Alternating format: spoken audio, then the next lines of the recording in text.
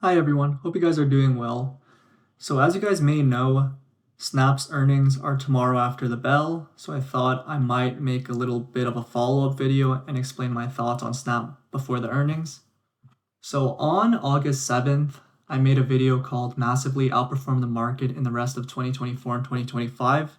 And in that video, I basically said I'm bullish on Snap at the very rock bottom of 829, which was on August 7th. Since then, as you can see, Snap is up a little bit less than 30%, where the S&P is up a little bit less than 12%. So Snap is massively outperforming the market from that standard. I think there's a lot more to come though, and I'll explain why. Essentially, with the earnings, we're expecting a net loss of 13.5 cents per share and a revenue of 1.358 billion. The mid-range of their guidance in the previous quarter was 1.355 billion, so it seems analysts are expecting a little bit more.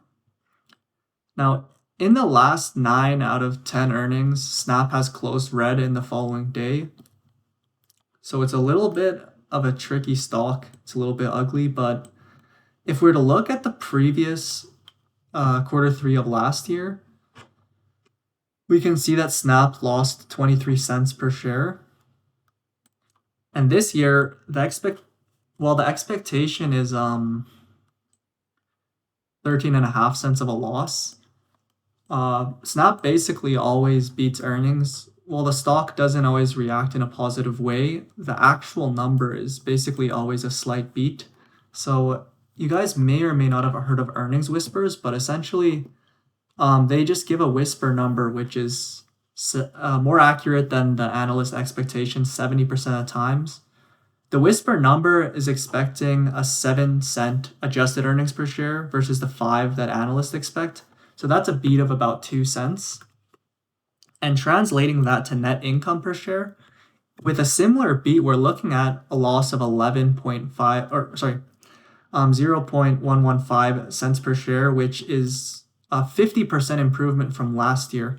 And the reason I think this is really important is because historically, Snap, with the market, they basically only cared about its revenue, whether its revenue was growing faster than expected or slower than expected.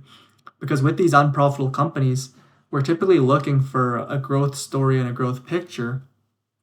Why I'm bringing up net income and earnings is because I think the tune will actually change either in this quarter or the next quarter, because for quite a long time, Snap has essentially fluctuated with its net income rising or decreasing. I should say net loss here. And with that being said, with the Snapchat Plus recently, I think Snap's actually finally on its path to profitability. And I think once this earnings report comes out, it's going to be quite clear that Snap is making its way toward profitability, and it could be profitable as soon as, on a consistent basis, as soon as the third quarter of next year. So I think the market will kind of recognize this, wake up a little bit, change its tune, and it could just be kind of like how Uber was before they turned profitable, where the CEO says they're going to be profitable in a year, and the stock goes on quite a major run. While I do believe Snap will have a good revenue and not too bad of a guidance for the coming quarter, I think that the more important thing really is that Snap's turning that corner on profitability. And if you look at analyst expectations, you'll notice that analysts are expecting Snap to be profitable in 2027. And I think they're just well behind on that. Like at latest, I would say 2026. But if we're looking on just a quarterly basis, we can probably see profitability in the second half of 2025, whether that be in the third or fourth quarter, and then from there on. So yeah, essentially, if you guys are wondering what I'm going to do with my position into this earnings, I'm going to hold it. Unfortunately, the implied move is about 23.5%.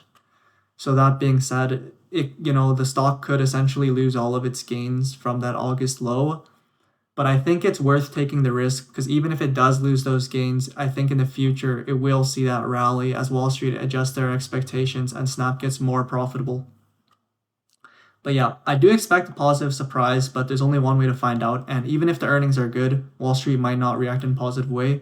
So as you guys know with Snap, it's super risky. So just have a position size that you're comfortable with. But I will be holding my full position into this earnings. Thank you guys for watching this video. That's all.